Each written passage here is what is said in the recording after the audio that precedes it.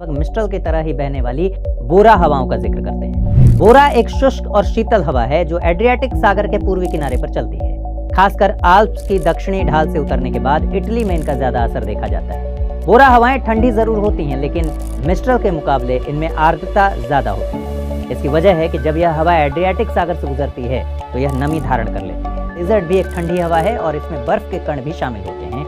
ये हवाएं खास तौर पर संयुक्त राज्य अमेरिका, साइबेरिया और कनाडा में